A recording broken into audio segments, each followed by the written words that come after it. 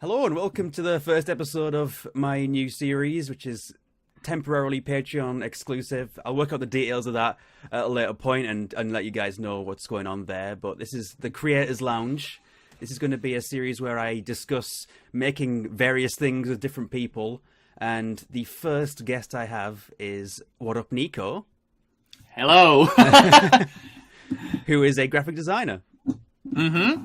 I am, yeah. So, do you want to introduce yourself and say the type of things that you do? Yeah, sure. So I would describe myself right now as an all-round designer for fellow creators like Twitch streamers and YouTubers. That's essentially what I do right now. In my free time, I really like collecting games, playing games as well. In fact, I would say pretty much. I'm a fellow Costers member with Connor. Obviously. If you could just repeat that bit about games, you cut out slightly there. Oh, okay.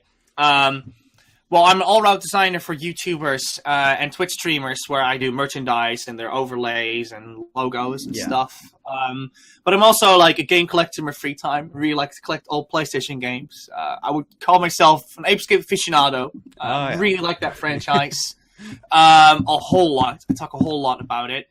I'm a fellow Costers member from with Connor, where we do a bunch of cool streams in our free time. Although we should be doing more. Yeah, we should do a lot more, whole lot more. Yeah, definitely. Yeah, but we'll get to that in the future. And I strongly believe that King Kiwi is objectively wrong. That's pretty much just in general. Just in general. He'll never know that. Pretty much everything. Yeah, he's gonna find out this at some point, you know. He will. If that's okay. He'll come bursting into your room. He's like, what did you say? This cup is full of Kiwi tears. Oh, so, wow. That's why I needed a big mug. That's some good tea right there. That's quite salty. Not gonna lie. Okay, so. But yeah, that's pretty much. With everything introduced, let's move on to the first section, which I'm going to be calling "Things You've Been Enjoying." It's not very much of an exciting name, but you know, it works. Things you've been enjoying. It works. Yeah. So, do you want to begin and say what type of thing, like games you've been playing, or movies you've watched, any TV shows, just anything you've been enjoying? Yes. Yeah, sure. Well, in regards of what I've been enjoying over the past 3 years, actually, funny enough, England, because what a lot of people probably don't know about me is that I actually am from the Netherlands. Yeah. But I followed an internship over here in Bristol at the Yogscast, which some people probably know about. But just to clarify, it's a pretty much a bunch of Let's Players coming together, and they are essentially just playing a lot of games.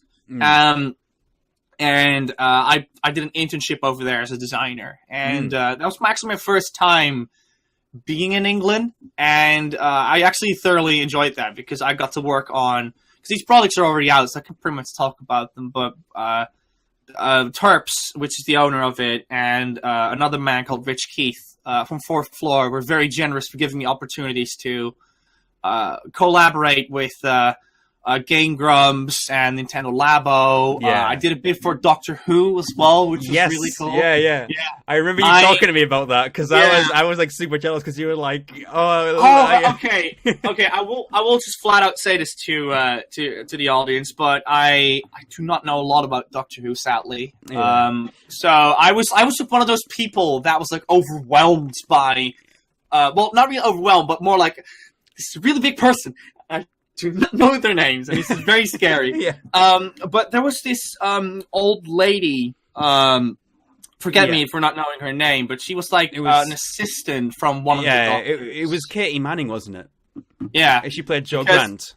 Yeah, so we had a small talk with her, and honestly, Connor, she's such a lovely person in real life. I've gathered that. She's like so feisty and flamboyant, especially for her age. Yeah, she's full of she's life. Like, so because I was supposed to make her tea, she's like, I'm so sorry, darling. You can just put the almond milk in it. It's fine. And it's like, what are you doing in the company? So she's super excited and happy. Yeah. And I was like, I aspire that. I aspire that attitude. What is it on an age like hers? Yeah. So, that's essentially what I've been enjoying. Like actually being in a company where you get to work with with creators and stuff. Just to go back to the thing with you working on that Doctor Who thing, that was the Twitch marathon. The interviews beforehand on the Twitch marathon. Some people who've watched the Doctor Who Twitch marathon may remember that they did little things with people beforehand, with some fans and writers and actors who, worked on the show and stuff like that. And you were helping set that up with all the set and stuff, weren't you? Yeah, so one of the editors, he knows a few people at the BBC, which is the company that currently owns Doctor Who, and I believe it is. I might be wrong. You're right. You're right. They own it, and they always have. Sorry, when you go on record, you really got to be careful with what's fact and what isn't. So that's fine. That's fair enough. Okay, but I remember one of those people contacted that editor, and what is it? And he's the biggest Doctor Who fan. He genuinely is. And so they got a contract over there. And then what's cool about that project was that every little thing that was in the background, and it was huge. It was pretty much twice the size of this wall over here. Was just full of Doctor Who merchandise and was all of his. And I was like, holy crap! I don't even have that many games, and I collect them for a living. So yeah, that was insane to see how much Doctor Who memorabilia he had. I mean, I have a bit. If I point my camera a little bit this way, you can see that shelf there has got some new series posters. And a whole bunch of audio dramas. Did you get the shirt as well from the new Doctor Who? I looked for it last weekend in Forbidden Planet, but they only had an extra large, so I didn't get it. Well, I'll keep a lookout for you because we have a few Forbidden Planets over here as well. But yeah, I've been enjoying that, and after that, I decided, what the heck? I've always wanted to move out. Maybe this will be the best moment to do so. Oh, yeah. So I moved to England, and ever since I was like, you know what? I'm just gonna try this whole freelance thing out because a lot of people come towards me with brandings, and I've never been, in the position to fully embrace it, which is why I've been gone more silent since 2016. That's because of my interfering a lot. And I was like, you know what, let's actually try to make this a thing. Which is where I am right now, in regards of things I've been enjoying. But in regards of content that I've been doing, I have a few movies and a few games I could talk about. Are you in the mood for? Okay, well, go for it.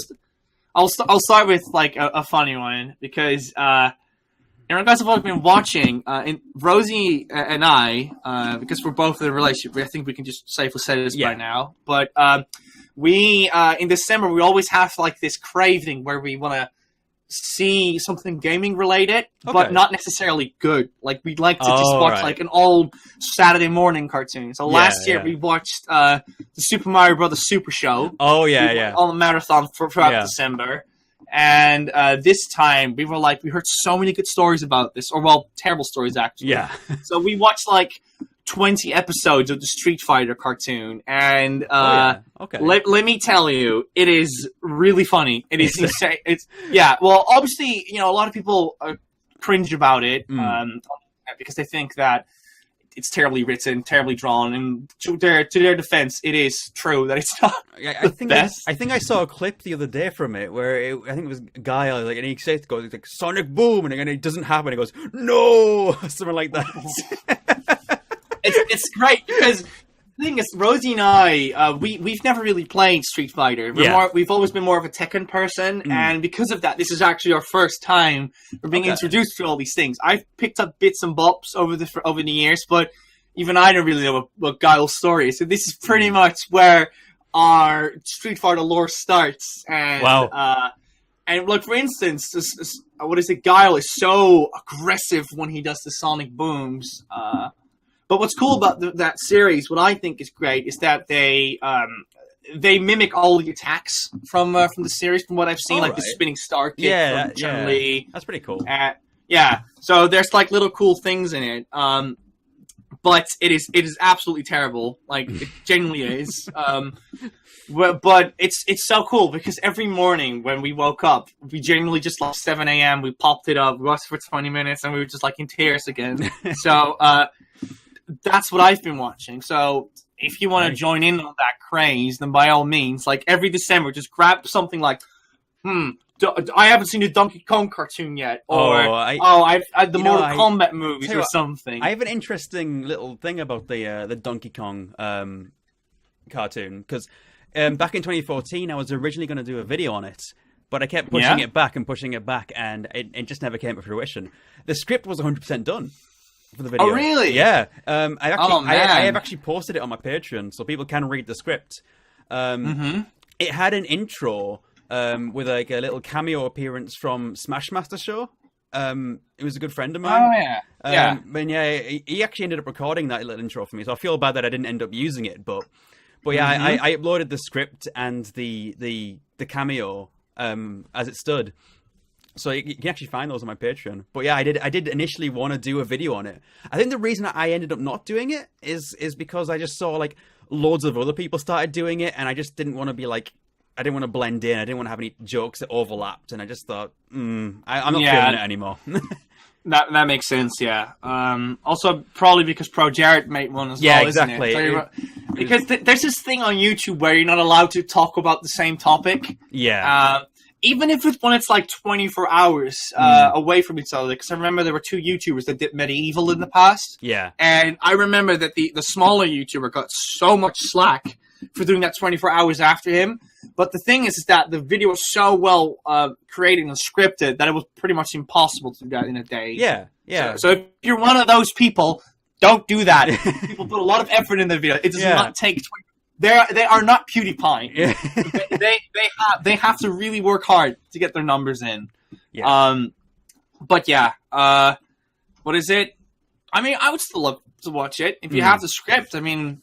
I might end up redo, like just sort of retooling it a bit, and I think I had some good jokes just in keep there. pestering peeps. But yeah, I had some good jokes in there actually. I'd say go for it. Yeah. Anyway. Oh, sorry. You continue. That's okay. Sorry.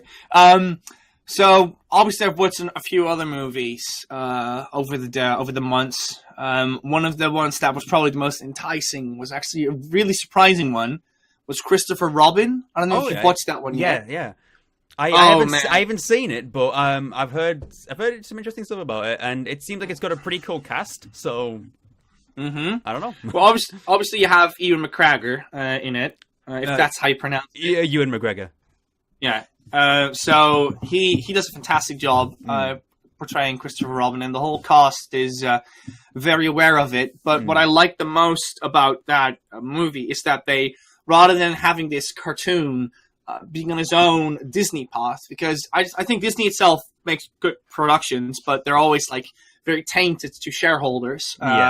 Whereas Christopher Robin was like, rather than focusing on that pathway, let's actually take a step back and look at the books and see what defined them.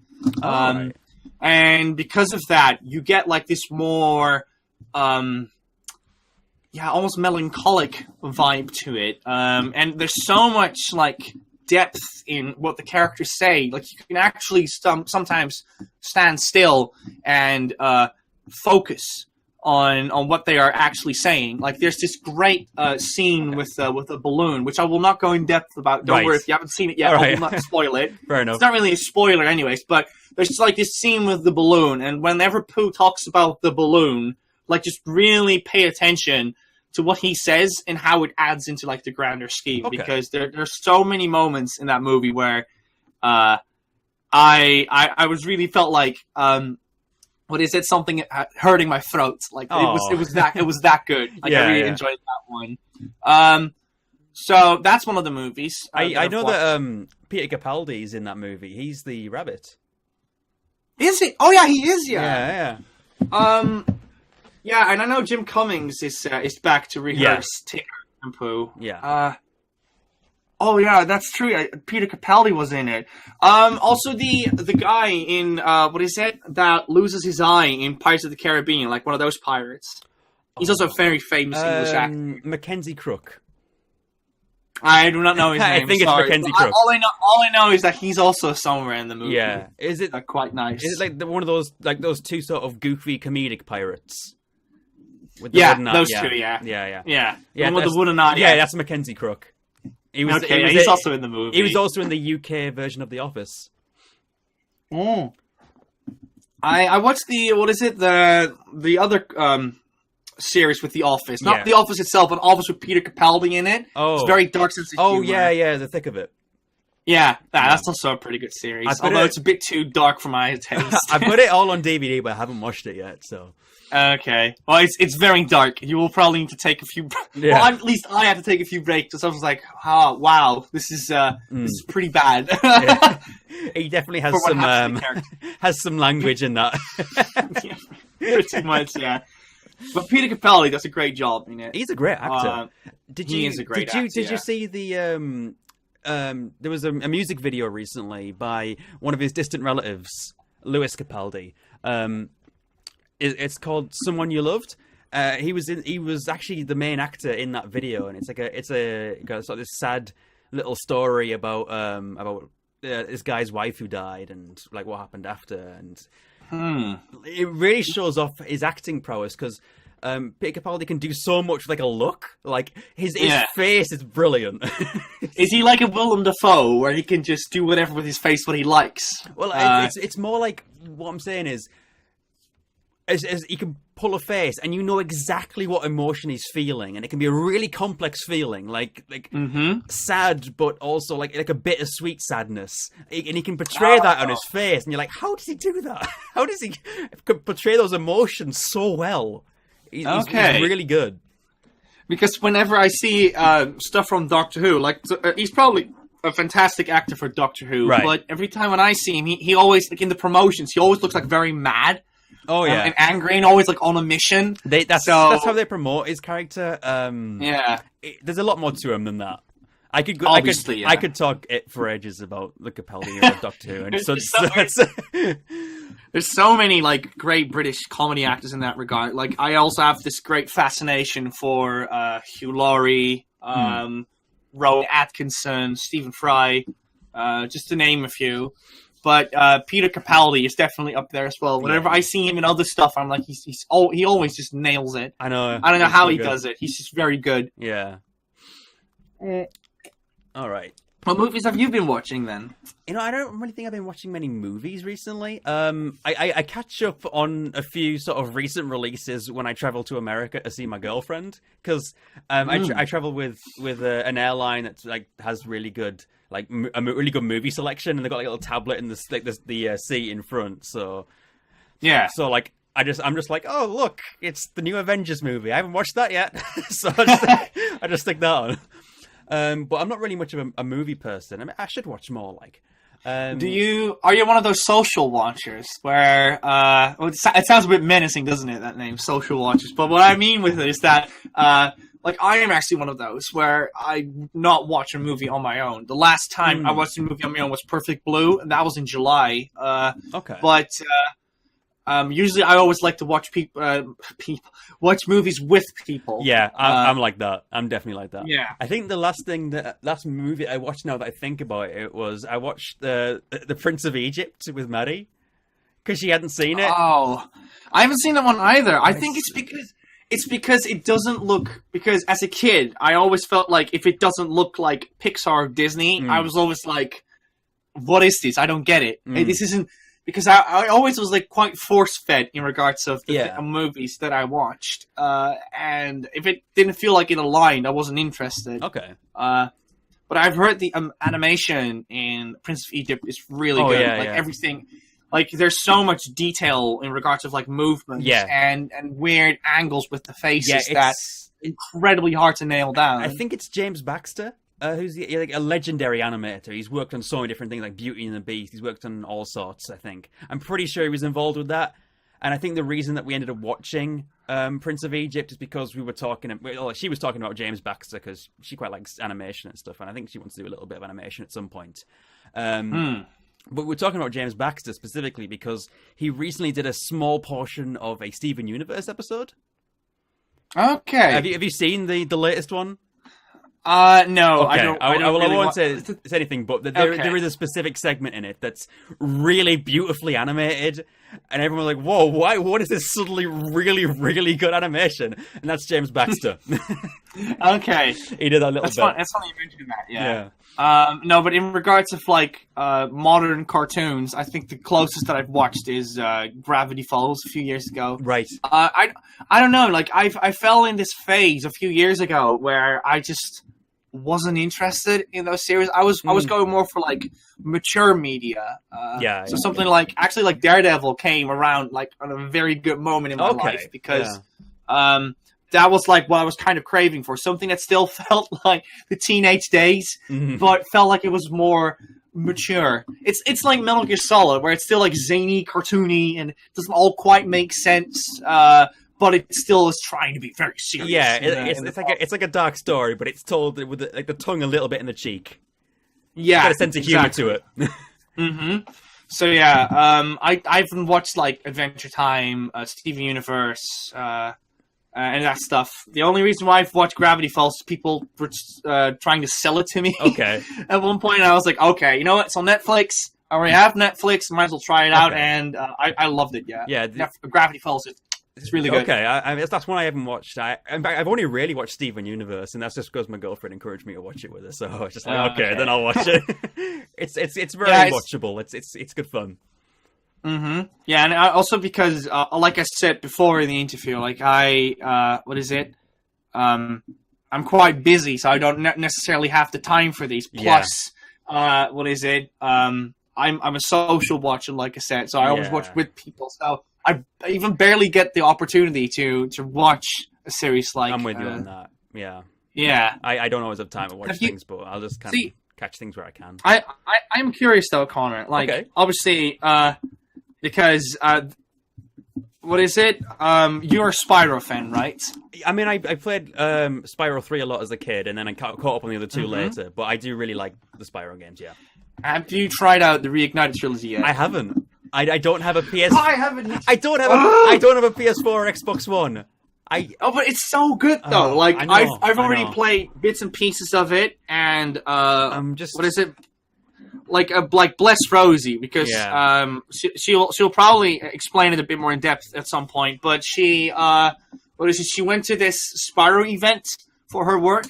Okay. And what is it? She came back with all like these amazing stories and merch and stuff for Spyro, and it's so cool to hear how much love went into that game. Yeah. Because for instance, one of my favorite details that I could tell you to any Spyro fan that hasn't played it yet, because maybe it's not having it on an Xbox or PS4, is that the music was all reimagined. Yes. From what I've played with all the free games, they are very true to form.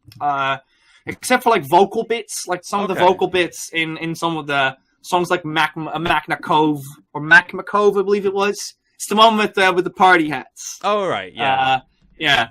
That for instance, you have like these vocals on the back go, and those are not that well recreated. I mean, but the original games had some really weird sounds in the soundtrack sometimes. Yeah. So updating those might have been a bit tricky. I can see that. Yeah. So but apparently Stuart Copeland was invited over to come over to the studio to check the music out. But at first, Stuart Copeland was actually a bit offended by it. Really? Because like from his perspective, you know, he just suddenly gets a call and somebody tells him, we used your music and we did a better job on it. Essentially, that's how he interpreted it. So he was like, oh, okay, I see how it is. And they really had to push him to come over. And eventually he did come over. And that's where you see that picture where they took a picture of them in the back. Okay. And apparently Stuart Copeland like really liked it, what they did with the soundtrack. That's good. Yeah. So it was in good hands. But in regards of that Spyro game, to give you a bit of an idea, the camera controls are 10 times better to start with. Everything controls modernly. So you have one stick for the camera. You can, with R1, you can, I believe it's R1 or L1, because I'm not really good at remembering trigger buttons. Okay. You can just lock the camera like straight back to you. You have full 360 this time around, so the controls feel very responsive.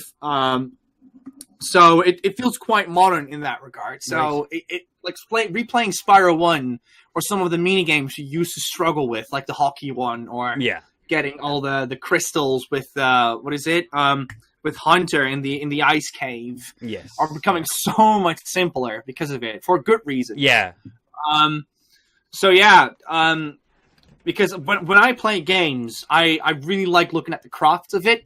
So this is why I like to just look up these things about music or the controls or how the graphics are made. I think I tend to do it a little bit, actually. I like to think, I wonder how they've done that, how they've achieved that, and it's like it's interesting to like see how they've done it and stuff.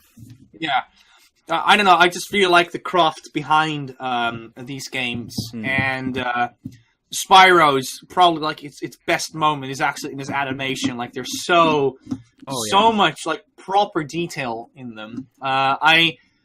I'm not sure if this was like a problem with the Spyro remake, but you can see there's just so much effort put in Spyro 1 that it almost feels a bit lackluster when you play 2 and 3. Like they're still good, 2 and 3, but you can see 1 is so incredibly polished. Like it's so well animated, so well like done. Because like for instance, in Spyro 2, you encounter like these magician characters in the end of the game, and they are pretty much like a reskin in some areas. Like, these have an orange coat, and these ones have a blue coat in another area. But in Spyro 1, every single dragon has a unique design. They're all right. And it's mental. Like the people behind it put so much effort in it. Like you can pretty much see all that effort went in that direction. And animation is stellar. It looks really good. I from what I've seen. I mean, the only reason I haven't played it is because of the whole PS4 Xbox thing. As soon as it comes to either PC or Switch, I'm all over it. Which I hope it will, actually. Because I'm one of those people that thinks exclusivity is just stupid, in all honesty. Like, I'm one of those people that thinks that, that if you prefer to play in a certain way, then by all means do that. But people should not be limited with their choices. So I really hope it comes to PC or something. Because, like, for instance, you got exposed to games like Crash Bandicoot and Katamari last year because they came to PC. And I'm like, yes!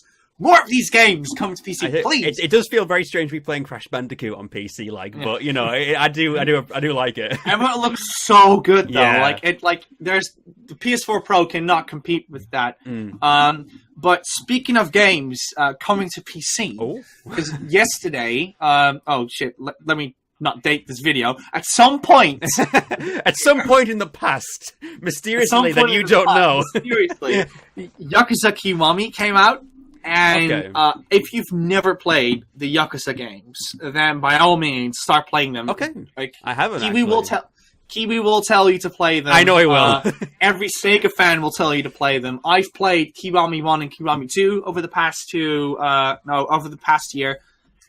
Lovely games, absolutely fantastic. To address like a few things that I think for newcomers that might be interested in the series. Do not feel overwhelmed by the numbers, because, yes, it is a bit weird right now how it works. Because you have Yakuza 1, 2, 3, 4, 5, 6.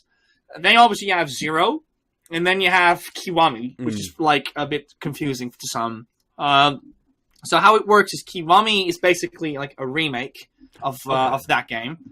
Kind of like a reimagining, but then in a modern engine. So Yakuza Kiwami is the first game, and Yakuza Kiwami 2 is the second game, remade from the PlayStation 2 versions.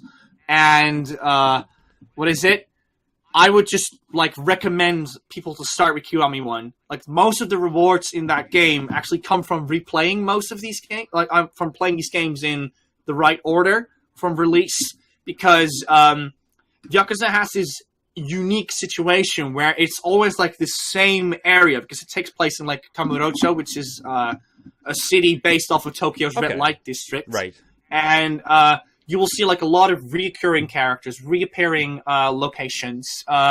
You will see lots of things that you will be rewarded if you've played the other games before. So that is like really cool about Yakuza. But yeah, Rosie and I, we really like to play games with a good story in it, but still has good gameplay on the side, so it's not like a visual novel. So Yakuza fell like straight into that. So we played Yakuza Kiwami, going in blind, being like, okay, let's see what happens. And we absolutely loved it. Great combat, great characters in it. Yeah. Visuals are pretty great as well. Characters are very beloved as well. And it is not like GTA at all. Because a lot of people compare it like, oh, it's kind of like Shenmue, but it isn't. Or it's like, oh, it's kind of like Japanese GTA, which it also isn't. It is more like an action RPG. All right. That interesting. Yeah.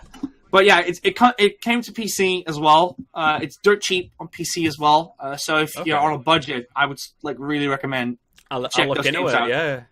Yeah. Sounds interesting. Mm-hmm. So I wonder what I've been playing then. Well, I mean, I got in December. I got a Switch. So you did, yeah. That was like what was the reason? What was the reason that pushed you over? Well, I knew I wanted to get one when Smash came out, and then it came in December, and I was like, oh, I haven't done that yet. So I just saved up like a little bit of my my wages, and I was like, you know what, I'm gonna do it now. So I actually got it for a pretty good deal. I think it was around like 300 overall, or 320 or something like that for both the console and Smash Brothers with Mario Kart 8 as well. So it was two games, one of them being really new, and the Switch console. So it was a good deal.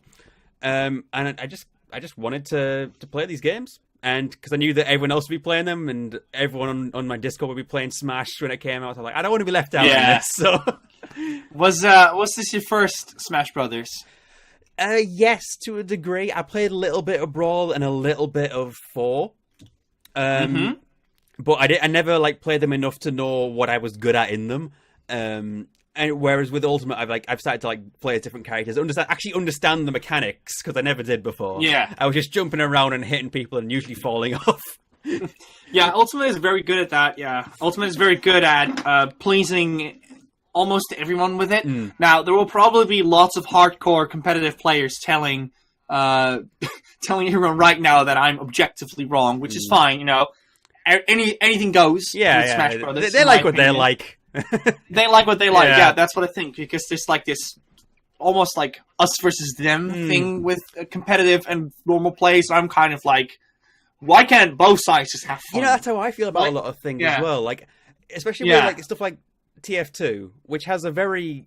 The competitive TF2 scene is very different to the casual TF2 scene. Like, casual TF2 is, it's like, you know, is absolute mayhem. It's 12v12. There's critical hits going everywhere. People are taunting and dancing. That's just casual TF2. Yeah, Conga is like right in the middle of that, isn't it? Whereas it's such a good troll, but it's such a bad troll at the same time. Whereas competitive TF2, at least in its most common form, is 6v6.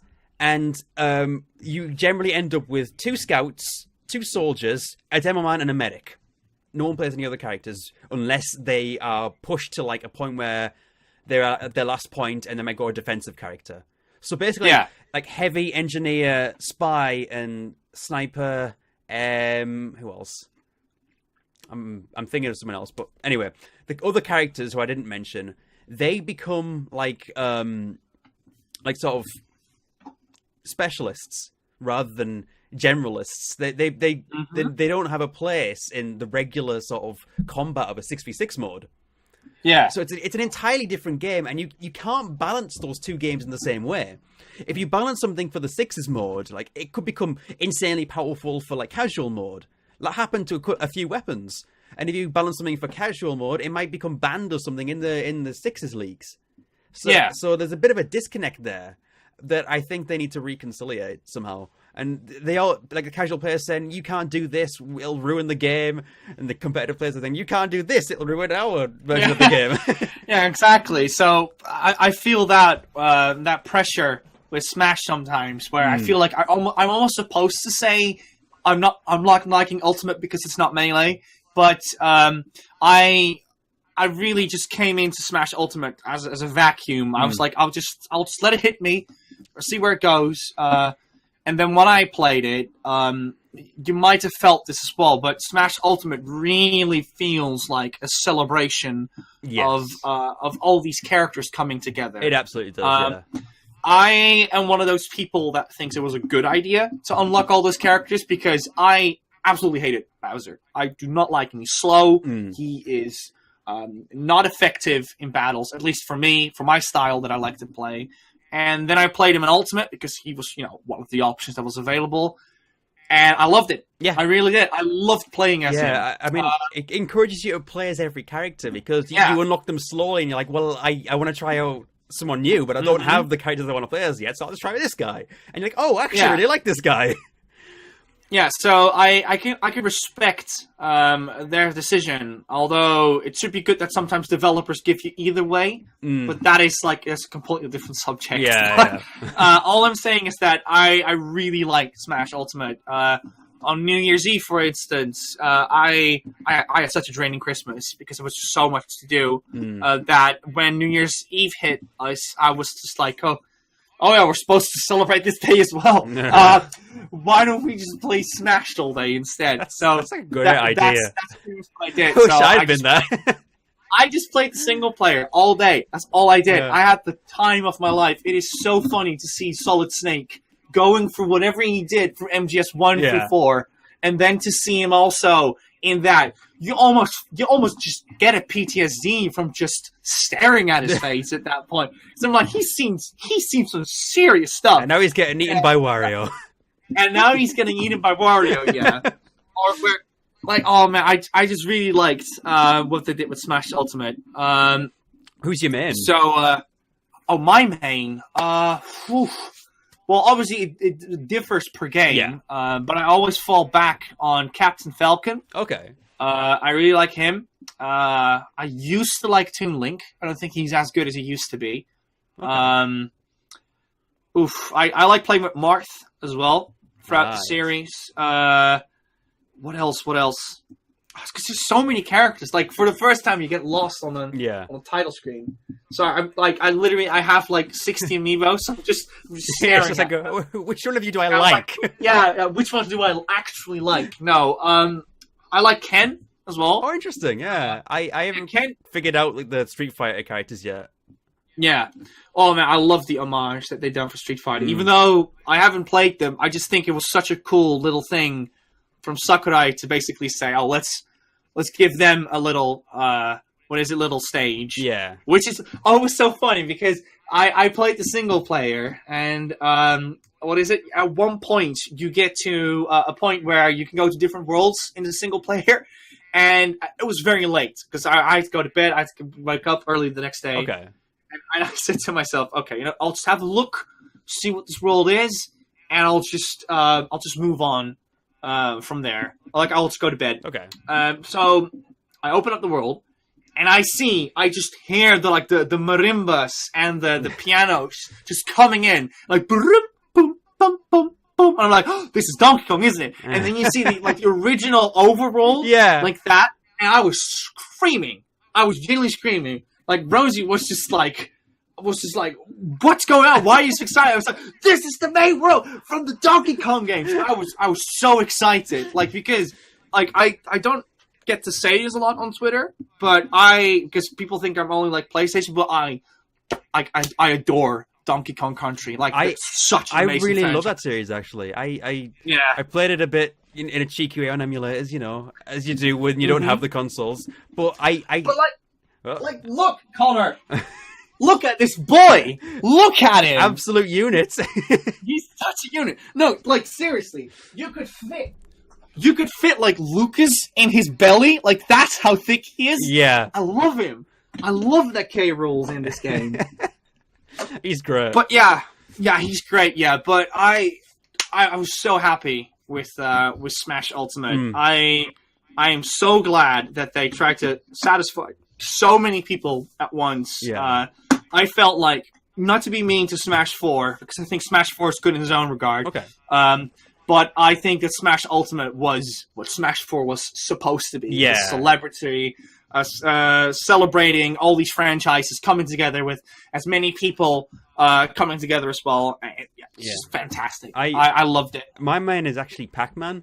I don't know how that happened. It's like bottom tier, isn't it? Is he bottom tier? I'm great with him. He's like sub tier apparently. Really? Oh wow. Yeah, he's really bad. I use him in Smash 4, but he's so sluggish in Ultimate. But I used to like him. Yeah, it's like have you done the taunts yet? Oh yeah, and you get like a little prince from Katamari. Yeah, I've seen stuff like that. Yeah. Yeah, I love that little nutch. The thing is about Pac-Man is that I like, you know, people say he's not the best character or whatever, but like I play against like people who have been playing Smash for years, and I'm able to beat them with Pac-Man because I just click with this character for some reason. I'm just able to play him really well. It reminds me of you probably have this as well, but like when you open like a creative software for the first time, like Photoshop or Illustrator or Sony Vegas or something, and this person just doesn't know what they're doing. So, and they always find like the most unique and creative ways of still getting the way how they want it to. Yes, like that's probably you with Pac-Man, isn't it? Yeah, where it's like I never thought of this. This is brilliant. Yeah. One of my favorite things to do is when someone's like falling and like they've got on a high percentage and you can do it at the top of the screen. It's just to use the you know, like the waka waka attack where you can direct where you're going, like to just diagonal it up and try and line it up with where they're falling, so then you get that last hit that knocks them out. Yeah, and that's one of my favorite things to do. I've gotten so many wins through that, and everyone just loses their minds because it's perfectly aimed. See, I have to have a Captain Falcon, where if you just land the Falcon punch perfectly, that always feels good. Oh, ever since I've been playing Tits Melee, that just felt great. It's like you know, Weeb Joe's Cafe. He plays a lot of Mr. Game & Watch.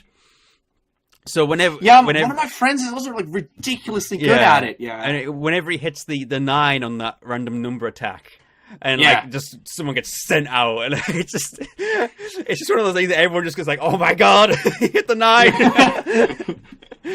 Yeah, well, I'm glad to hear that you've caught the Smash craze a bit. Yeah, I've also been playing. Sorry, you continue. Oh no, it's fine. I'm just very happy for you. Okay, as well. I mean, I want to say that it's not the only Switch game. Welcome to the club. Yeah, it's not the only Switch game I've got. For Christmas, I got Breath of the Wild because I said to my parents, like, they were like, "Oh, what do you want for Christmas?" I'm like, "I'm after Breath of the Wild, actually." So I ended up getting that for Christmas, and I played that a little bit. I need to finish it, but I'm just playing bits and pieces where I can. It's easy to kind of just drop into and do a little bit and just run around, and it's a really interesting game, actually. I know it's very different from other Zeldas. I know that, but it's just the way that it's built. It's quite like encouraging you to discover things your own way and encouraging you to just, you know, work it out for yourself. And I find that really interesting. Like with close to the beginning when you've got to go to the shrine in the sort of snowy area, and you start to freeze and you're like, oh, how do I get past this? And then I started like making potions, and I'm like, oh, I can make a potion that warms me up so I can get through here. And so I was like making a whole bunch of potions, and then I figured that out on my own. It didn't tell me to do that, and I was like, this feels really like I felt accomplished. I was like, I figured out a way to get through this just on my own merits. It reminds me a bit of because I haven't played this game, but Joe has. But it reminds me a bit of Arx Fatalis, where you were also like encouraged to try things out. Like I believe Joe just had like a bunch of wheat. And they added water to it, and then if he basically had like a soggy bread. Okay. But if then you put that on an oven or something, I believe either on the fire or like a stove or something, and you put it on there. Yeah. And he waited for a minute, he would have a bread in the end. And I'm like, that's the kind of stuff that I love about Breath of the Wild. Yeah. Where you are allowed to experiment. Yeah, there's just little things that it does, and you're just like, I can do that. Yeah. I know, right? It's like I remember seeing there were like these sort of bat creatures that were on fire, like fire keekses or something.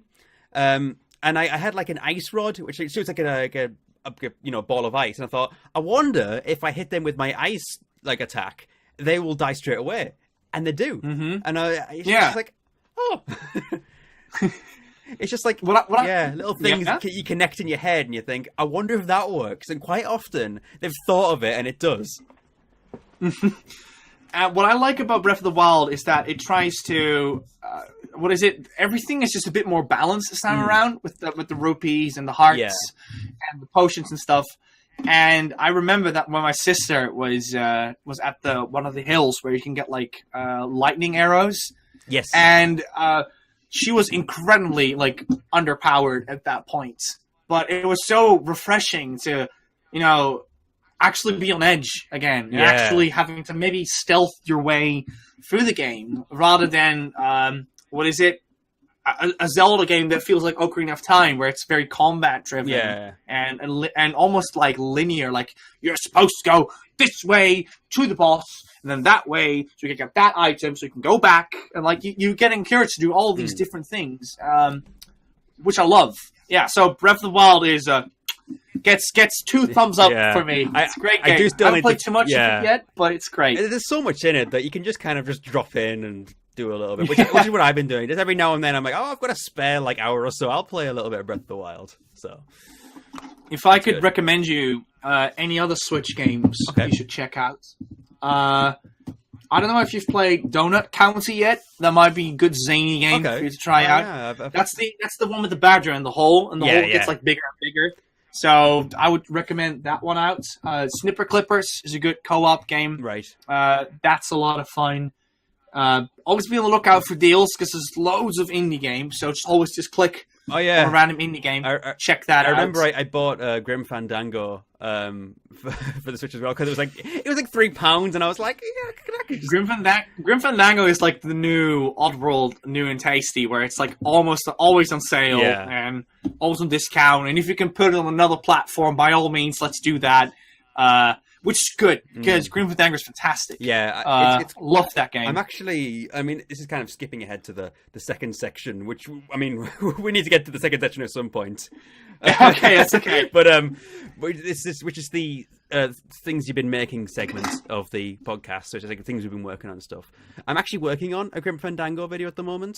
I'm not sure when it's going to come out because I kind of put it on the back burner for a while and worked on other stuff but the script is in process because I know that you love Grim Fandango. Like you probably haven't expressed it that much on the channel yet, but you always gush about Grim Fandango.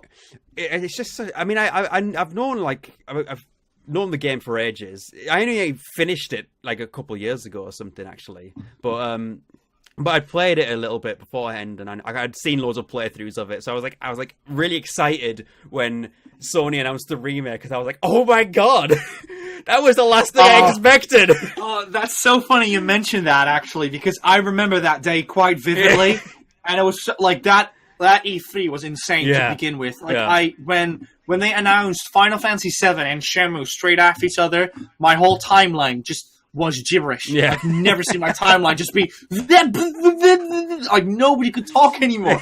But then when I think that was 2015 actually, but 2014, when they announced Grim Fandango, not only was it just the music was fantastic, but I remember everyone was just like, if this was the screen and you were sitting there, everyone on my timeline just went, Connor, what do you have to say? And I remember you tweeting actually be like, can't breathe. Because I just think, thing is with E3, I don't expect to get catered to because my taste are like point and click adventure games and retro shooters. Yeah. So like when something like Grim Fandango comes up at E3, I'm like, oh my god, they're catering to me. What's going on? Well, it's not only that, but keep in mind that Grim Fandango, obviously it's a cult classic. Yes. Like so many people love it, but nobody really, it never gets brought up anywhere else in the games industry. Like, obviously, it did fantastic things, like, with the motion tracking with the heads and stuff. But there's no sequel, or there's no, mentions in other games of it. So, this game was almost like forgotten and in the corner. Yeah. And because of it, when it suddenly gets brought back right in front of your face, that is such a nice surprise. It's kind of amazing because when you actually look at how well it sold, like when it initially came out, it didn't sell very well at all. Not many people. Oh, did it? No, not many people bought it. It performed quite poorly, especially in comparison to say King's Quest VIII of all things, which outsold it by loads. And you think about which of those two games has a stronger legacy now between Grim Fandango and King's Quest 8. Well, obviously Grim Fandango, I'd say, because you've only just mentioned King's Quest 8. Yeah, and I'm like, oh yeah, that was a thing, wasn't it? Yeah, exactly. And the thing about that is, like, basically around that time, it's like that was when like retro shooters really started to pick up. Like after Quake came out, and everyone was like, "Oh, we want to make retro shooters." Like, well, it wasn't retro at the time, but you know, we want to make first-person shooters now in like 3D engines, and like everyone was really excited about that. So then, point-and-click adventure games kind of faded away, just slowly, just over time. Yeah. People stopped buying them because they wanted the new thing, they wanted the next thing. So it's interesting that like adventure games are kind of went downhill and just disappeared, and then after a while they've risen back up again. Yeah, because shooters have become quite saturated. I think a lot of action games have become quite saturated. There's a lot of them, so people are looking for something else again. It cycles. What I liked about when I think of Grim Fandango, like the first thing that comes to mind is the humor. Like, obviously, Double Fine and LucasArts always had a fantastic sense of humor. Yeah. Like, all of their games is really funny. But with Grim Fandango, every time when you do something silly, like when you give an item to a person, this ain't it. Yeah. Like, this is not the way. You will get rewarded for it somehow. The game will tell you you're wrong, but the game will put effort in telling you were wrong. And I love that. For instance, I love it when you, in year 3, when you walk in in the room, and you have like this tiny pickaxe, like as big as your thumb, pretty much. Yeah. And you're obviously, whenever you grab an item, the antagonist just like grabs his gun, and he's almost ready to shoot, like he's looking at you like, oh. Yeah. And then he sees your weapon, he's like, oh yeah, you can keep that one up. I don't mind. Just making fun of it. Or what was it? I think it was a drill for in the ground. Yes. And if you do that one against like the children, they start screaming and crying, and then Manny's just like. the interacting with the little like angel children is hilarious because it's just you can make them cry a lot.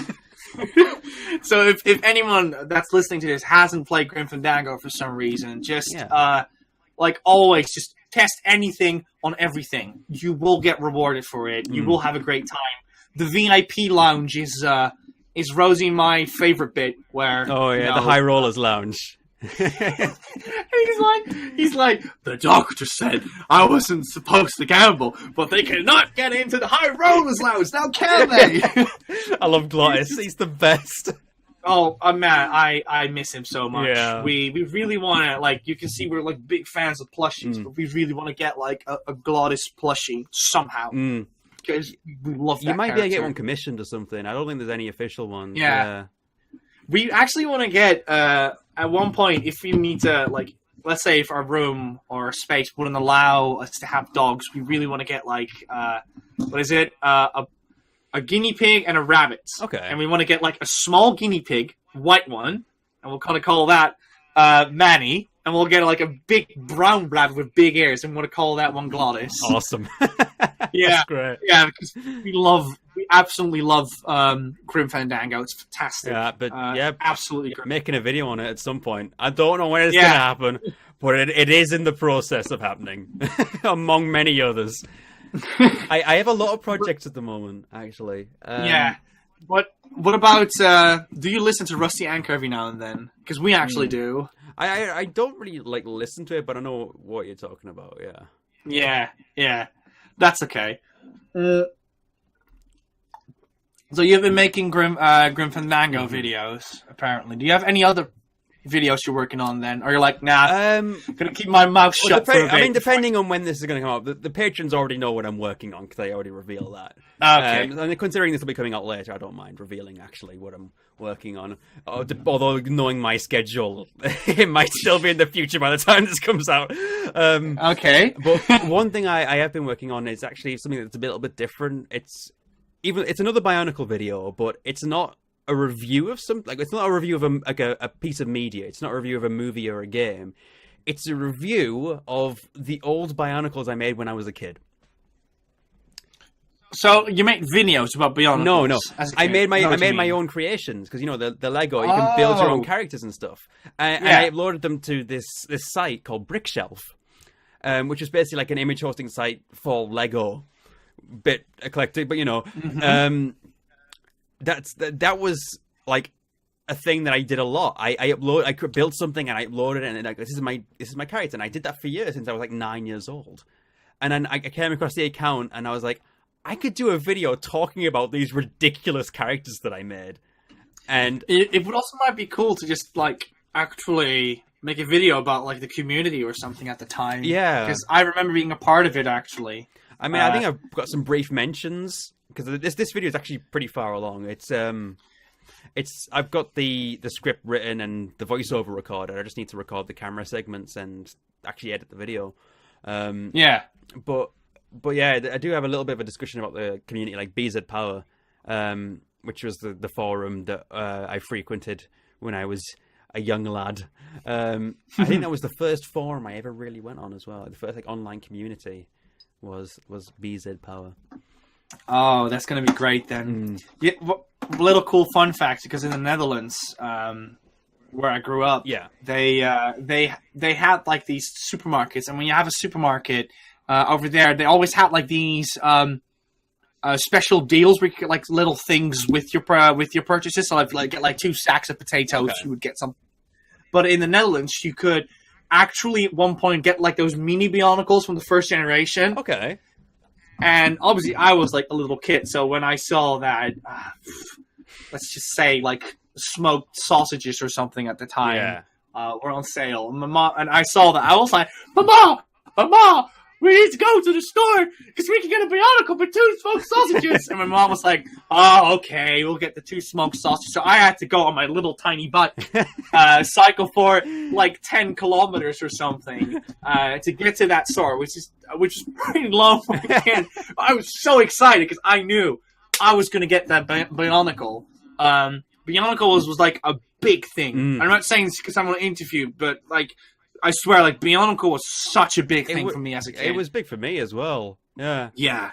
I like, it's so funny when you hear people talking in retrospect about, how to appeal to kids and stuff. But I'm like, that was me as a kid, and it nailed it. Like, I love the story behind it. I love the, what is it? I love the canisters that they came in. That was a really, neat idea.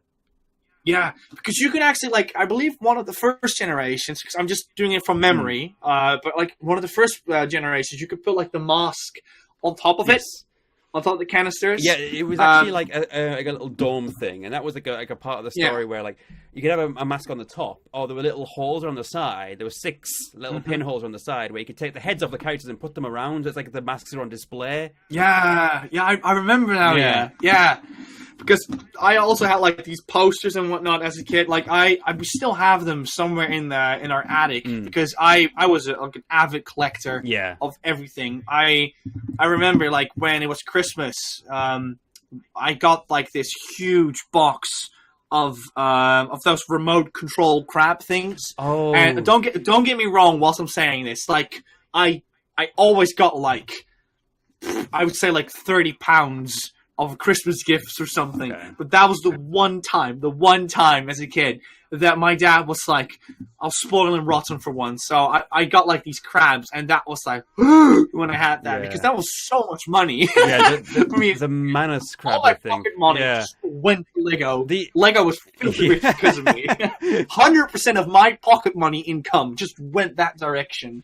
Yeah, same for me. For years and years, I would just this is where my money's going. I was I knew which one I was going to get next. So and they knew damn well, because every time when I bought the last one, because every half a year they did a new thing. Because my mom gave me just about enough money to buy the whole series in half a year. Yeah. And then I was done, and then the new series came out, and I was there damn it, now I need to buy new ones. Yeah. So I always was just spending money on these Bionicle characters. Yeah.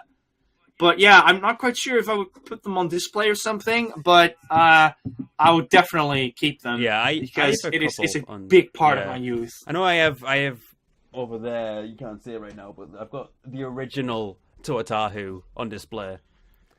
Because are even like, you mean Pohatu? No, Tahu, the red one. Oh, Tahu. Yeah.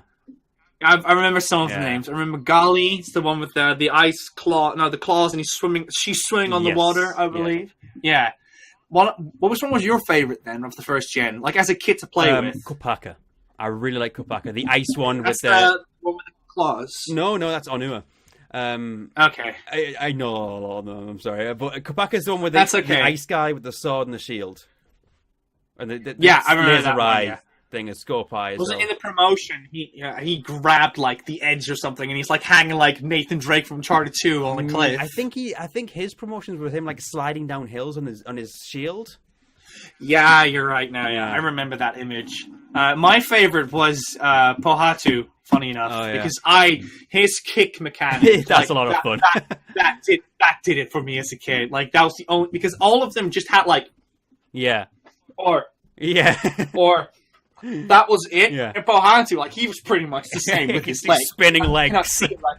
But you got a brick ball with it. Basically like a rock, and you can kick that rock, and that feedback of you can actually play around with it was just so gratifying for me as a kid.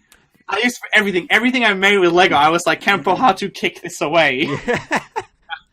That was my life as a kid. Yeah. I think the original idea actually with the attacks like that was they encouraged a game where you had to knock the mask off, because you know that the masks were actually quite loosely attached to the faces. They weren't like firmly planted on. Yeah, like a rock'em sock'em. Yeah, exactly. So you would like be against another toy, you'd like hit them and then like the mask would come off. We just go full on GoldenEye, like karate chops. But did you also like build? Because there was this thing in the manuals, and I never quite got it because it's nowhere in the lore was it quite mentioned. But you can actually combine 3 of them, and then you would just get like this absolute unit of a Bionicle. They were called the Toakaita.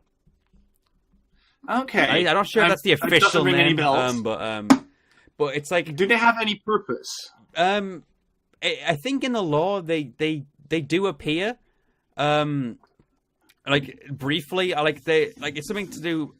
I can't exactly remember, but to beat a specific villain, they like merged into these 2 Titan characters to beat them, and that's as far as I remember. Okay, yeah, I'm sure someone out there knows. I remember also playing the Flash game a whole lot as a kid. Matanui Online game. Yeah, but it's illustrated with how like a point and click, like almost like Myst in a way, but like with Bionicle characters. I need to do a video on that at some point. Oh, that reminds me. Oh, I was one of the people. Like, it probably means nothing when you're going to elaborate on it, but. You could also buy these booster packs from Bionicle, remember, with masks in them? Yes, the mask packs. And if you had an infected one, you were a lucky boy. Your year was made, because those things were rare. But I was one of those people that actually had a Tahu one. Okay. An infected one, because I remember, like, everyone was like, oh, you got a big one right here. Yeah. Like, you got the main guy's infected mask. Because just, like, the whole lore is also based around it, I believe, or something. Yeah. So I was like, as a kid. Which probably doesn't mean anything today. Some of them are still. I don't know. Every time when I talk about a topic that was fun to me, but I don't know anything about it, reminds me of one of my colleagues that was selling his N64, and he sold Mario Party 3 for like €15 at the time. And he was like, "Yeah, I did that. I got €15 off of that." And I was like, "That game, it's like €70 on eBay. Like, what have you done, you fool?" Yeah, that's how I feel when I talk about Bionicles. I'm like, oh, this was cool, and the people are like, yeah, that was the least favorite generation, Nico. Good job on that one. But yeah, it was Bionicle or Digimon. That was my youth. It was those 2. I never really got into Digimon. I did watch the show a little bit, but I didn't. The show was really good. I really liked the first one with the original cast. And I had this Bionicle's GBA game. My Game Boy Advance was pretty much the last thing I did if I wasn't scootering around talking about Digimon and pretending I was a Bionicle in life. So yeah, in regards of what is it? That game that was also like a big part of my youth. You know the isometric one, the GBA. Yes, yeah, I know. What you're Yeah, I played a lot of that one as well. I think I even glitched it at some point because I just couldn't get further. Or it could also just me being a pretentious kid and not knowing what to do. Yeah, because I was bad. I was not a reader. Yeah. I was like cut to the chase. I want to move on. Yeah, I was a bit like that as and well. Then, and then because it's kind of like imagine playing. If you have to imagine playing Morrowind and just not paying attention to what people say. Oh God, like, yeah, it's like that. Like there's no, you have no. I mean, I did that with Morrowind as a kid because I had Morrowind when I was young, and you just walking around like I don't know what I'm supposed to be doing here, and then you walk into the wilderness and get killed by a monster, and you're like, all right. But like, there's nothing. What is it? There's just nothing to it anymore at that point because you're missing the whole point of the game. But yeah, Bionicles. Good stuff. It was a big part of my youth. I wish you good luck with that video. Yeah, because there's a lot to talk about. I'm excited with that one. Yeah, I don't think I'm going to reveal the last thing I'm working on fully right now. I mean, I'll talk to you about it off camera, like if you want to hear about it. But the only thing I'm going to say is I've mentioned it before. It's a mini series that I'm going to do. Nothing like too huge, but it's kind of like. Sort of like the Dracula double feature thing I did a couple of years ago. Yeah. Where it was like it's sort of like its own little like self-contained thing, but there was still like Scarfulhu videos, but they kind of had this little, almost like a Zelda month, Crash Bandicoot month, like a sort of like little box that you put them in. And I've got an idea like that that I've already started working on. I don't know when it'll come into fruition. But he's going to talk about Darkseed. Darkseed month. Yeah, Darkseed month. I really like Darkseed 2, actually. That's, I've not played them. It's actually a guilty Oh, okay. Well, Darkseed is already like a bit silly on its own when you read up about it because Mike Dawson is not only in the game, but he's also like the writer. Yeah. Yeah. And Darkseid 2 is just it's like a guilty pleasure. It's not good. I remember but it's so funny. I remember the PBG videos on them, so I know like the general like gist of what's going on. And they just seem wild. Like just things just happen, and you're like, yeah, all right, okay. I don't even know how they got HR Giger involved. Yeah. Like that's such a big name. It's so silly. But yeah, I would love to see some more in-depth coverage of that one because Red Supre did a very good job on that definitely one. At some point. Like, I remember the Red Supre actually. Yeah. I don't want to put words in your mouth, Connor. All I'm saying is that I would be very happy if you talk about those two games at some point. Yeah, sure. Yeah. Maybe good for Halloween or something. Maybe. I don't know.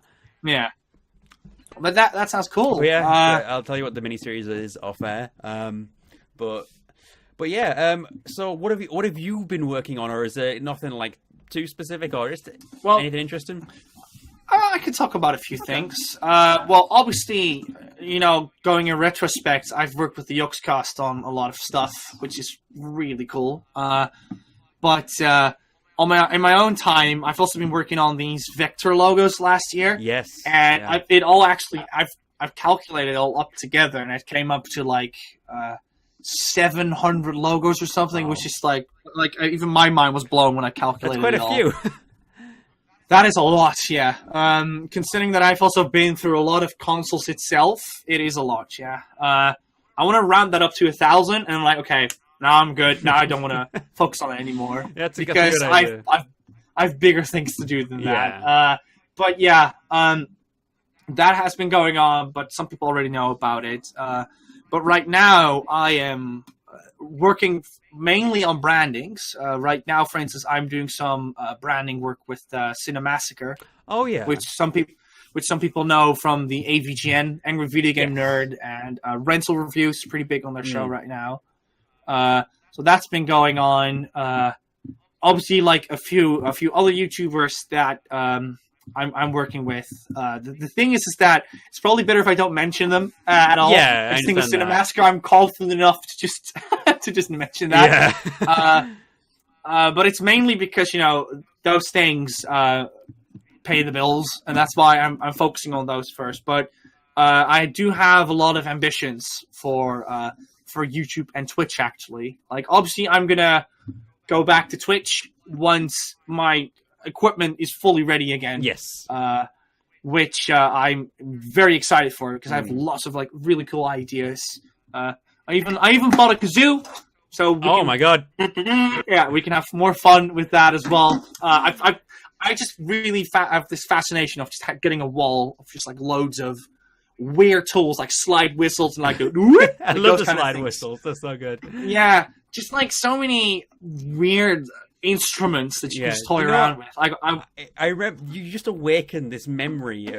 In primary school, we did a school play. I think it was about a circus, and there was like this bit with slide whistles in it. And I remember I got to play the slide whistle at one point, and it was the best thing. They're so fun to use.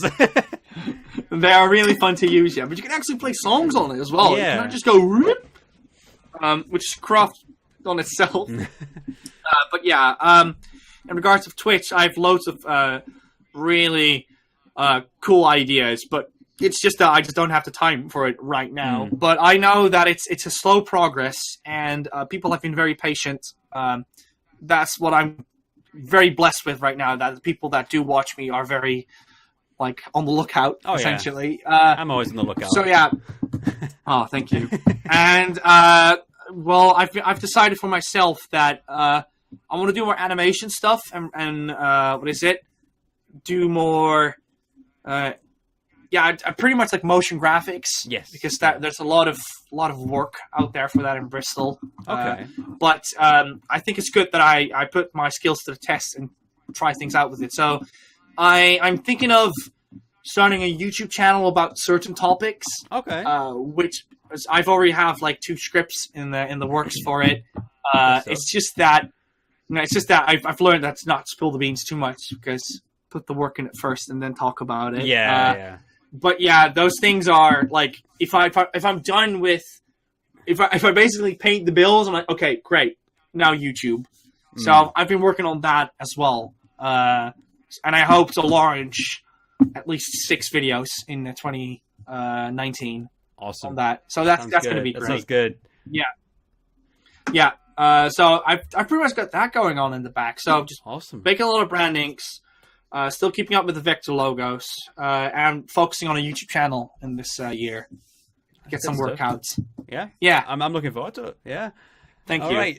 So speaking of branding, I'll take us to the third section. Third section, just for like people who obviously haven't seen the podcast before, because this is the first one. This is going to be like a section that is specific to this specific episode, where like the first 2 sections are like general things that will be in every single one. The third section is like a unique thing that relates to like the guest. In this case, obviously being Nico, it's about branding and graphic design.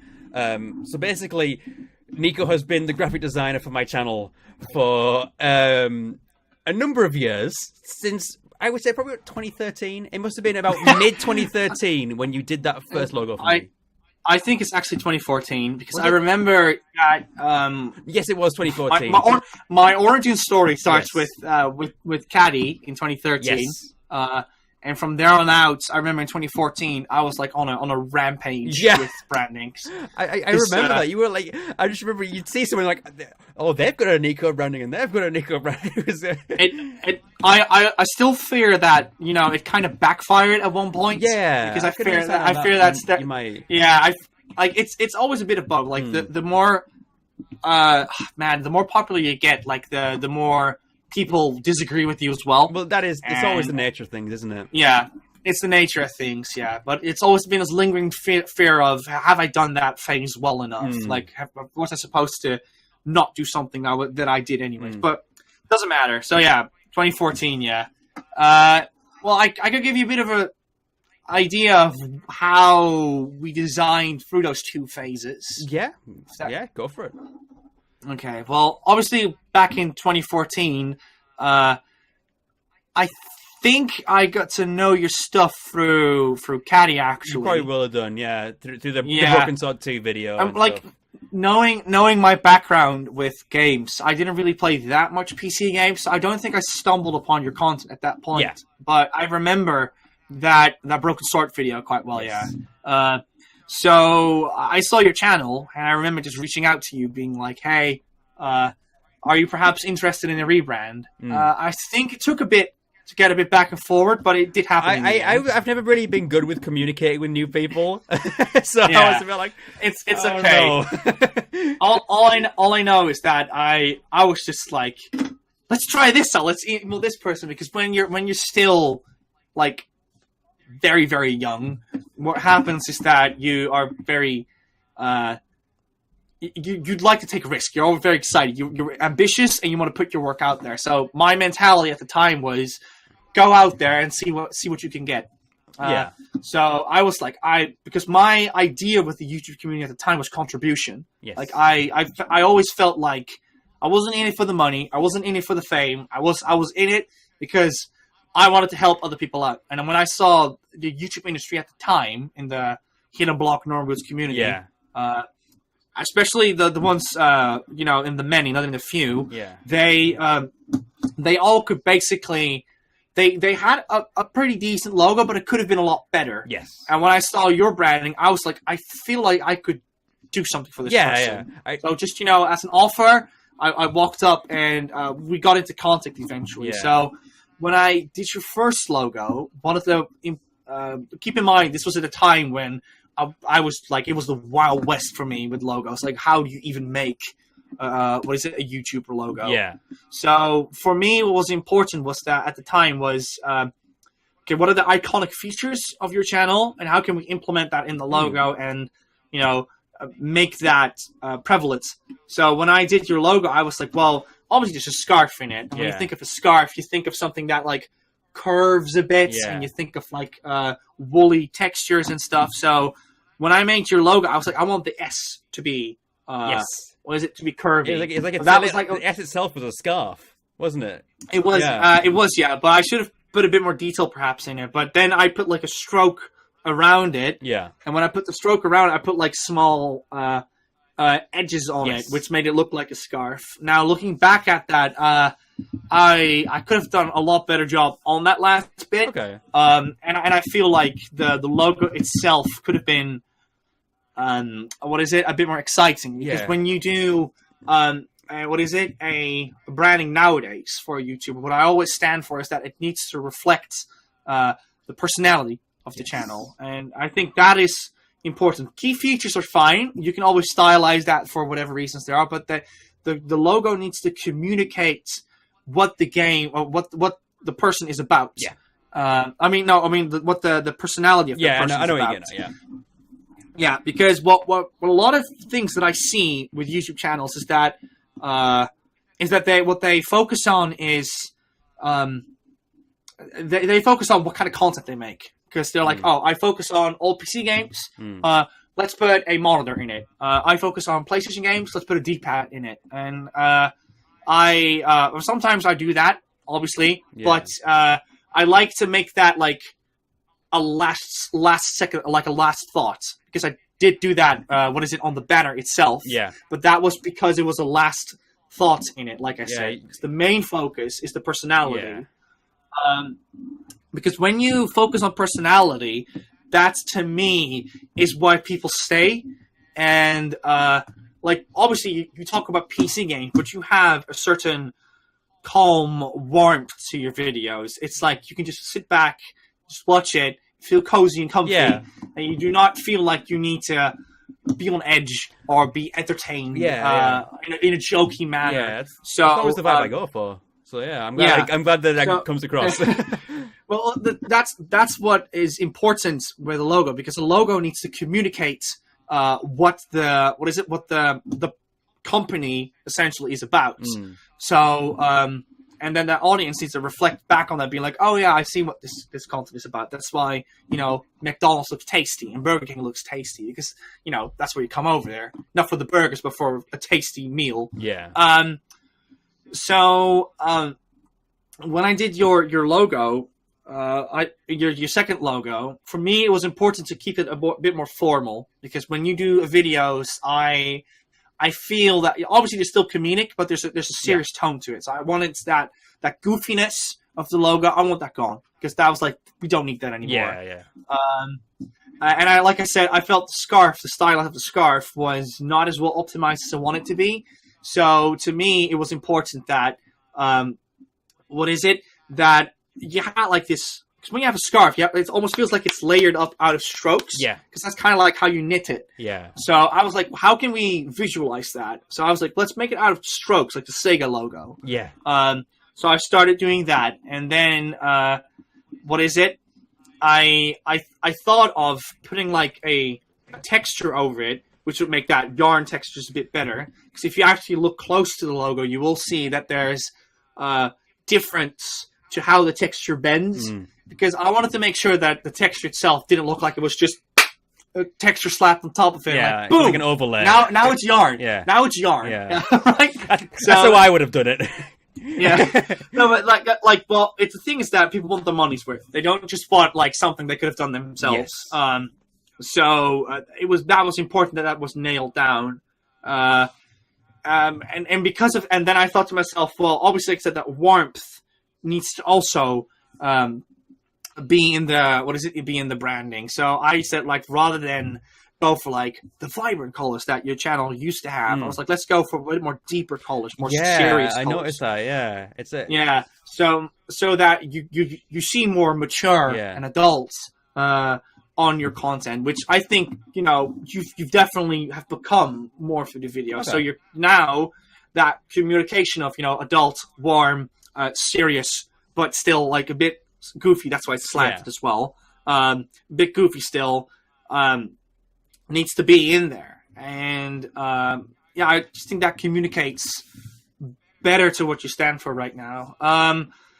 Then for the other arts, because I do think I need to mention this. Like, obviously you have your profile picture, which the current one is done by Ben Plus, not done by me. It says on my Behance page that it is. It's not. I need to fix that. I actually read back on it because there's a few typos in it anyways. Yeah. Oh yeah. But then that's like, for instance, I give Ben a shout out in it, but I also say like a little bit later I say, oh yeah, I've made that. I'm like, no, I didn't. Yeah. Why did you say that, Nico? Nico, what have you done? You little scumbag. Because artists, like, with artist credit is very important. Oh yeah, definitely. But what is it? So I try to reflect that on it, and I thought like putting the character in it was just a bit too much. That's why I just made it like out of lines instead. So it's kind of like in the back, a bit Mufasa, Lion King. I don't know. I just felt like that was. You have forgotten who you are. Yeah. And to finish it off, I was like, well, it might still be good to just add like a little thing to it, but I didn't want it to be too distracting. So I was like, well, Connor, obviously, he doesn't do just games anymore. He does all kinds of like pop culture stuff as well. So I thought like maybe just add like a small keyboard and a videotape, because both of them have a similar shape to it, just to give it a bit more of an emphasis of what the channel is about. Now, that's why it's very small in the corner. It's not really a part of the logo itself. Yeah. Because like I just said, I don't want that to be the focus. Gotcha. So yeah, that's how I did the branding, process. And then I never really thought about what goes into it. That's really interesting. Like the fact that you talk about like the mood and personality of the channel, and you think about each part of it and how you're going to add that into it. That's really interesting, and I never really thought of that insight. So thank you for that. It's like no worries. It's just that when you make a branding, what you can easily fall into is this. This is a gaming channel, so let's make it about gaming. But there's so many channels already like that out there. You won't stand out for it. People will not stay for that. People will not stay at your channel because you talk about PC games. Because, in all honesty, there are plenty of channels that already do that. Yeah. People stay for whoever is presenting it. People, like, for instance, to name Caddy, for instance, people watch Cat Icarus episodes not because he talks about PlayStation, but because of his style, his entertainment, his personality. Yeah, absolutely. Which is why it is important that content reflects, the logo reflects that kind of content. And I think we succeeded with it this time around. Yeah. I think it looks a lot better than what it used to do. I mean, he just used like a generator site before, didn't he? Like it was like a. Caddy did. No, I didn't make Caddy's logo. The last bit I was referring to yours. Oh, actually. Sorry. That's okay. Somebody else made his logo. Oh, okay. Yeah, but when we did your logo, what I found important was just that update in regards to what you now stand for. Okay. Yeah. But yeah, there's a scarf, for instance. Like I said, you have like this one scarf on right now on your YouTube channel. Then I just analyzed the colors of it, and I was like, you know what the hell? Let's just add these colors in as well somehow, so people will now actually look at that. Your thanks for watching screen. Yeah. And when you look at it, you kind of go, yeah, that's Connor's scarf. Yeah. Or yeah, that's the color of his sweater. Like you actually kind of see you in that. Funny enough, like the character that you portray. And then I updated a bit like the thumbnails and stuff as well. Yes. Because designers, I think, should also critically think of why they're all doing this. Because a lot of the times, people just want a rebranding. Like, I want a rebranding. And I'm like, but why do you need one? Yeah. Because clearly, you're coming for something. Yeah. So sometimes, like Hale's channel, Halefail, which is also like a lovely person. When we did her branding, we actually looked critically at what's wrong with it right now and just update that instead. Right. So with your thumbnails, for instance, I just felt like the logo could have a bit more emphasis, which in the end I think we removed. Yeah. But I think the character itself wasn't prevalent enough, so I decided to make that more obvious. Yeah. For whatever the thumbnail and you got standards are. The stripes coming in a little bit as well. Yeah. Bang my microphone. But yeah, the stripes coming in a little bit, and there's like a little bit of a glow on it, and it's just like little subtle effects that you've added that just make it pop a bit more. Because the thing with what you can do, like popping things out is important anyways, but there are more ways how you can pop things out. And that's why it's important that you find a way that still fits the channel. Yeah. Because like I said, your channel is not about, hey guys, it's me, Scarfulhu. Let's talk about this game. Are you ready? Yeah. So it shouldn't be too zany and exaggerated. So that's why there's like a subtle glow around the purple, so it's not too obvious. I don't know. I just find that important. That it always reflects the channel itself. Yeah. But yeah, that's pretty much what went into what is it? Your channel. There's one last thing I want to talk about with the stuff that you've done for me, and that is something I feel like I should be a bit apologetic for, and that's the patchworks. Do you remember the? Oh my goodness!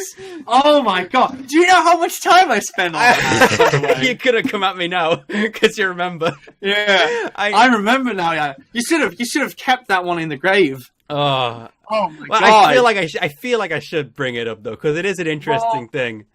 I could, you know what? I'm just gonna look it up because I think it's still on my profile. Yeah, actually. It might be.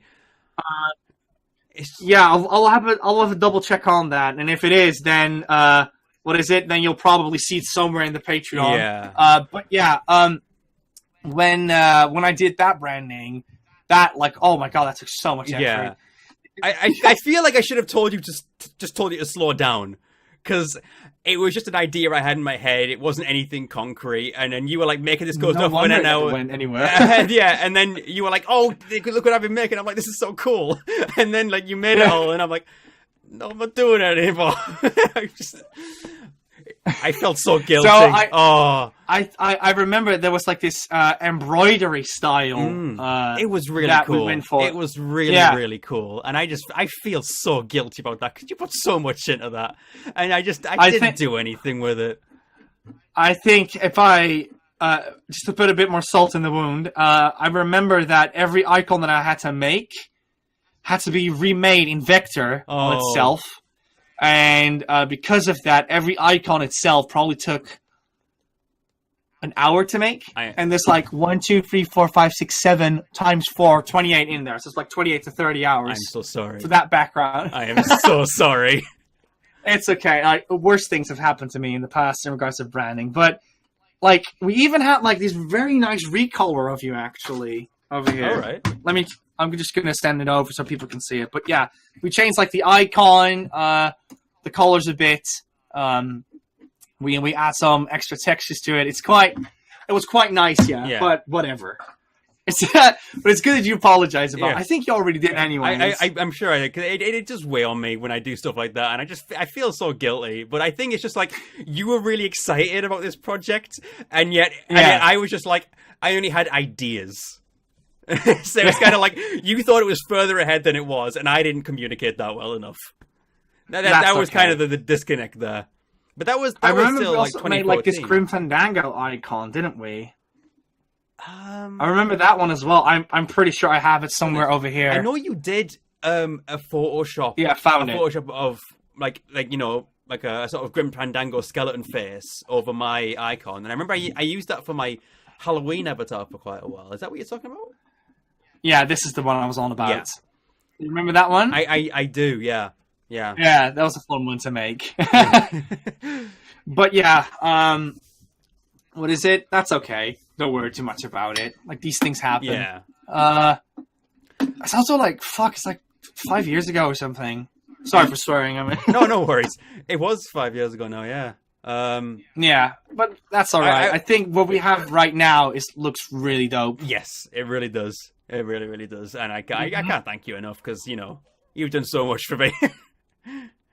It's part of the reason why I wanted you here, as the first guest for this, because I thought, you know what, you've done a lot for me, and you've got a lot of interesting things to talk about. So I thought, I need to do this with you at some point. That was the. That's fine. I barely thought about guests ahead of you. I was like, gotta have Nico, and I don't know who else yet.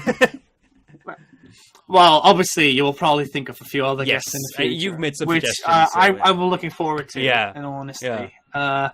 But yeah, thank you. I mean, it's always been fun working with you on these brandings, because when you work with somebody that understands what it takes to create a branding, it always becomes 10 times fun. Oh, 10 times more fun. It's a back and forward process. Yeah, it's like, what do you think of it? And then you give good feedback, and then you're like, oh, okay, let's try this out. And that relationship has always been very organic. Yeah. And you don't always get that with clients. So that was probably one of my favorite things. Like, when we worked on something, I knew it was going to be a good time. Yeah. Because you don't always get that with other people. Yeah.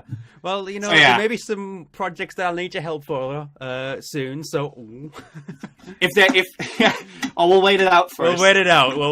Yeah, I'll wait till they're more than just ideas, so you don't put 28 hours into it again. So it's going to be about Unravel, and it's called Patchworks. What do you think of it? I'm announcing Patchworks 2. Yeah, but we need a rebrand for it. Yeah. Like ASAP. No, that's okay. Okay. But yeah, sounds good. Yeah. So I think that pretty much covers everything I wanted to talk about today. Anything in your notes that you want to go over? Sorry, I just realized I think we talked to 2 hours by now. Hour and a half. An hour and a half. Yeah, sorry. I just made because I was like, whew, I think we talked for almost 2 hours. Yeah, I was worried that we might not have enough, but we clearly have plenty to talk about. So we have plenty to talk about. That's great. And I could say that this has been a successful first attempt at a podcast. Which I really hope so. I've barely even been on podcasts, let alone making my own. So, but what is it? Sorry for interfering, but wasn't there also a question round or something? Was there one question or something that I need to answer? Oh, you're absolutely right. Let's get through that now. Sorry, I should have written that down in my thing, because the question thing was something you mentioned after I'd written that. So, for the people who are listening, I remember Connor telling me oh, you're probably going to get questions, and then right before this, he kind of said, "Yeah, you have one question," and I was like, Okay, don't forget about it. And we all forgot about it. Okay, so this is a question from Vitas Varnus. I'm not sure if you've heard of who he is, but he actually does quite a lot of work with YouTubers and stuff. And he's a patron of mine who talks to me quite a bit about different things. He's actually done a voice for one of my videos at one point. He's an actor who's appeared in Australian commercials. Oh wow! He sends games to the Game Grumps all the time. So you might have heard, special thanks to Vitas Varnus for sending us this game. That is in a lot of Game Grumps episodes. So yeah, he's an interesting guy. I really like him, but he always like pitches in questions and stuff for these sorts of things. So he's always really active. But so he put in a question for you, and he was the only person that did. Okay, hit me up. So I'm just reading it verbatim. When commissioned art by a YouTuber, are you generally given a deadline? How far in advance are you given a request before it's due? And do you feel having a deadline can potentially hinder the full quality that you're able to draw compared to anything you've created that didn't have a set date to finish by? I think a deadline can actually help you out at times because, like people like me, I'm a bit of a procrastinator with things. Me too. So having a bit of pressure actually could help you with it. But what's important that the client understands, and I hope that you have that as well, Venice, which is that that whenever you work on something, it is a back and forward thing. And it could take days, it could take weeks, it could take months. It completely depends on the client and how satisfied he is with the product. So it's more of a matter of it's done when it's done. And whenever the client gives you a deadline, make that clear to him as well, because the client could fall in the trap of thinking that you as an artist, designer, or whatever creative job you go for, comparatively to like an electrician or a plumber or something, where it's a person that does the job for you, which is fine when they do it, but it's not that binary with creation, because creation takes communication and clear processes with the client. So make sure that the client knows that before you start it, because otherwise they will walk away thinking that you've been done a terrible job, whilst in actuality they were the ones that made it difficult for you. So it can hinder the process at times, but I think for me it doesn't quite hinder me because it gives me a momentum to keep going and going. But when the deadline is very slim, which also sometimes happens, I work instinctively. So when I work instinctively, it could get quite interesting results, because you would actually look into corners you probably wouldn't go for at times. Because when I go instinctively, I always just go like, okay, let's try this and see if it sticks. Because you do have sometimes where somebody says, I need it tomorrow. Right. Yeah, that does happen. So you try if something sticks, and then suddenly you've made something amazing. Oh wow! I remember that when I did Hales branding at first, we made that all in like 3 hours or something, which is like really really quick compared to other commissions. So deadlines can hinder you, but I think they could also like give you a lot of momentum, which I think is for me the case. So I don't feel like I'm creatively limited necessarily. That's a good answer, yeah. And that's the only question, so that's question time over. That's okay. That's okay. Maybe I'll get more in future for different guests. Who knows? Once people see how the process is and everything. But that pretty much covers everything that I wanted to cover. So I'd just like to say thank you for joining me on this podcast today, Nico. Do you want to just do a quick plug of where you can find your work? Yeah, sure thing. Thank you very much for having me on as well. I always like, when I get to talk to the not only creators but friends as well. But in regards to where people can find me, you can pretty much find me anywhere on the internet. If you look for WhaddupNico, which with an H and 2 Ds in the WhaddUp. Yes. I'm mostly active on Twitter, so if you go WhaddupNico on Twitter, you'll find me over there. And like I said, I'm going to work on Twitch and YouTube stuff in the future, which if you go over WhaddupNico over there, you can find me as well. And since I'm full-time freelance right now, if you are a YouTube creator and you do like what Connor's branding looks like, you can also email me at WhaddupNico@gmail.com, and I will give you a price rate for whatever you're after. Hit him up. So, feel free to hit me up. I have plenty of time right now. This is probably the best moment to commission me, I'd say. Then. Yeah. I'd say, in regards of me going full-time, not this actual moment. Yeah, right now. I have an hour right now that I can talk to you. Yeah, I have an hour. Please, I need to feed the family. All right then. But yeah, that's where you guys can find me. Brilliant. I guess that's it. I thank you, people who have watched or listened. I'm not entirely sure I'm going to be releasing this podcast just yet. I imagine it's going to have a specific day, a number of days before I release it, or it's going to be when I release the next one, the previous one comes out publicly. It's either going to be like something like that, either like 30 days, or you get the last one when the new one comes out. And it'll probably be on YouTube as a video, and possibly on SoundCloud as like something you can just listen to. I don't know the exact details of how this is going to work yet, but I'm going to iron it out. And now that I've got one podcast under my belt, I've actually got something to work with. So thank you all for watching and listening. Hopefully I'll see you very soon with a brand new guest, and we'll talk about interesting things that we've been enjoying making and all that sort of thing in the Creators Lounge. See you later. See ya.